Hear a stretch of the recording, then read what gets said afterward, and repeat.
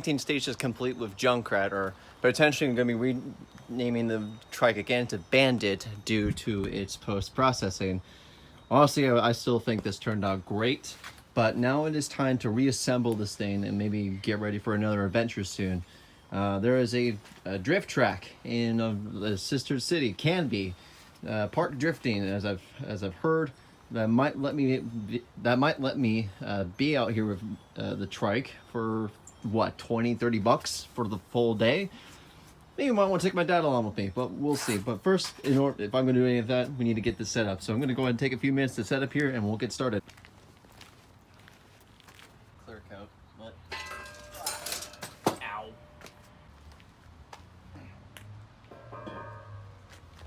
Now you guys get to learn how I built this.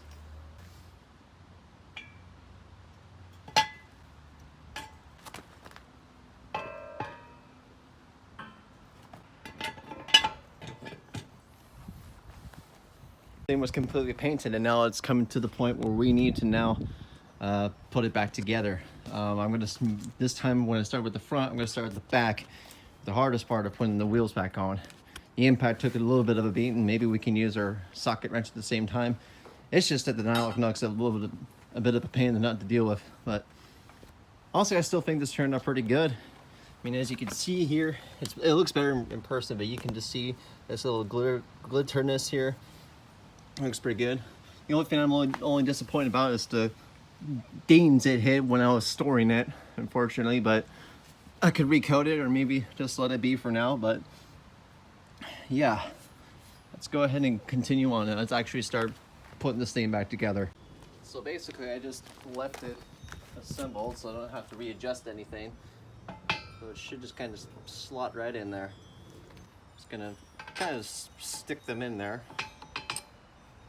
I mean, I could just keep them loosely fitted. Actually, yeah, I'm gonna keep them loosely fitted for now, because I mean, after we get the bolts on for the wheels, then we'll continue on.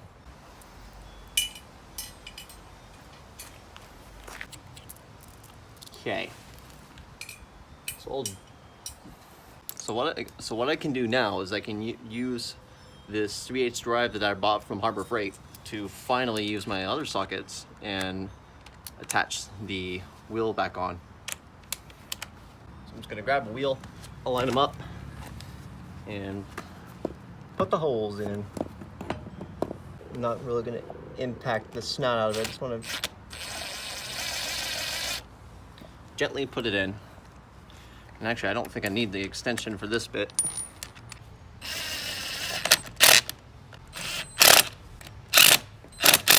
So everybody, please forgive me for this. The impact drill does work, but it doesn't work at the same time. It's not really, I don't think it's really meant to do this kind of stuff. It was great when pulling this out. The breaker bar helps, even though the breaker bar is meant for pulling things off, but at the same time, if you need to increase your torque, you either need to apply a stronger force or you need to increase the distance of your lever on which you are applying the force. And the tool that can do that for me is the breaker bar. What's not really helping is this nylock being the pain in the butt it is, fortunately. I mean, because it's nice to get it started, when you get started, it's just like hard to do. I've already done that one off camera just to test, just to confirm I can do it this way. It's a workout. Let's just put it that way. So I have to use a combination of the socket wrench and the breaker bar, because what I have to do is I have to hold this steady, which a brake would be wonderful to have right now, like a brake on the axle. Actually a brake as well for me, because and then I just gotta have like find a way to just tighten it with the wheel. Actually, this seems to work. It's just a workout, and then I just stop until I can't go no more.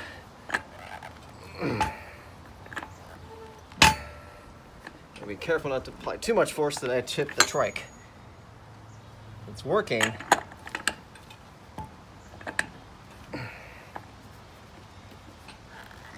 a little bit of spray on the wheel there. That's a bummer. Ah! Okay. Let's see how we're looking. There's a little bit of a gap in there still. We can go a little bit more. And what I was saying, what was a bummer about is, I think you can see this on camera here. There's a little gray smudge. So it looks like I had a little bit of overspray hit the wheels, which sucks. Okay. Yeah, we can go a little bit more. We're almost there. And when I can't go no more, then we know it's tight. I'm gonna just confirm with the other wheel, even though I'm pretty sure.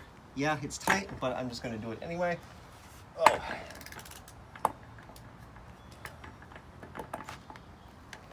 Oh, can go a little more. Yeah, that should do it. Okay, that was the hardest part. Now the easiest part is, well, not doing that. I appreciate these tools. They've done their service. Now we can continue. Now I say we just put the engine back on. I left the bolts in the engine just so I can kind of pick it up and hopefully slot it back in. What seems to be happening, what?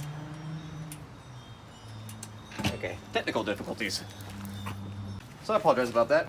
What happened is the bolts accidentally was shaped like this into the hole, and really it needs to be straight down so we can slot it in. And I just had to tilt the engine just to fix it really quick. So now what we can do is you can slide this forth and connect the chain briefly. And pull this back, taut, and push this forward, taut. Because what's neat is the journal bearings are slotted, so there's a little bit of play in there that we can work with. It's just a matter of making sure, of course, that the journal bearing is straight when it's all said and done. Let's do this actually. Let's go ahead and push this forward as much as possible. Make sure it's nice and straight. And then get our sockets.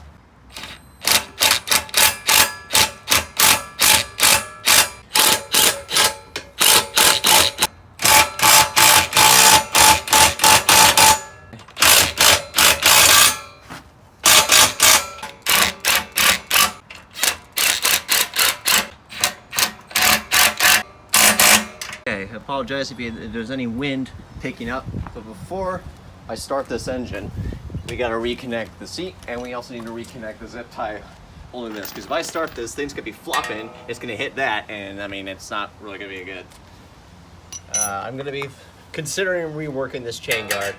I could be visiting my friend in Washington here in the near future, so hopefully we can do some more riding, and of course, we'll make a chain guard there.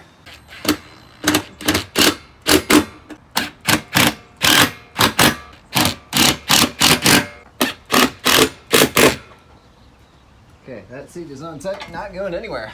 4 camera angles, but here's where we're at so far. We just need to put on the steering and of course connect that up. I might start this engine up just for the craps and giggles, even though we don't have throttle, but you know, we have the original throttle there. You know, when this used to be used for pressure washers, when you just tick it over there, put it in gear, you know. Set to start, fuel's off. All right, cool. Anyway, let's go quickly get the zip tie. Okay, got my zip tie and I got it connected.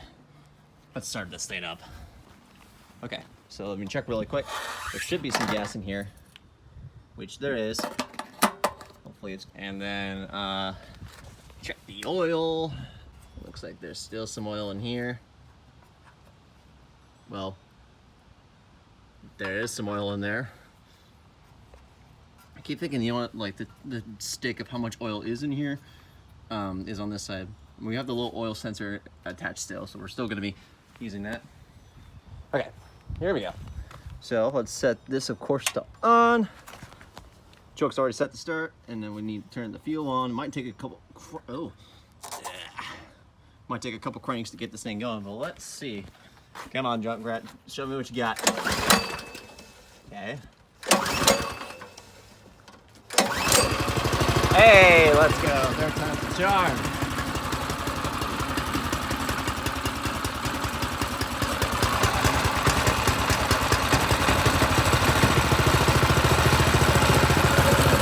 All right.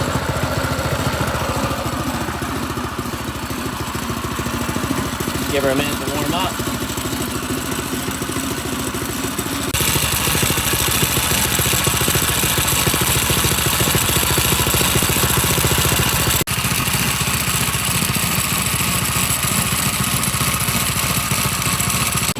Okay.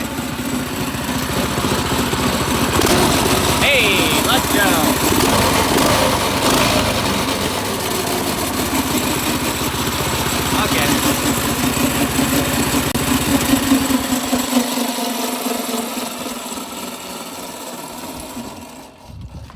Good to see you running again, Junkrat. Let's go ahead and turn the fuel off and set it back to start. And let's resume work. We now need to put the front fork back on. Okay, so last time we saw this fork, we left it off to the side. It looks pretty good, but let's go ahead and take off the paint and seal this off so we won't have any troubles putting this back on. All right, let's see here. You know what? I think I'm gonna sit on the trike and do this. I trust it. It's not going anywhere. The seat's bolted down.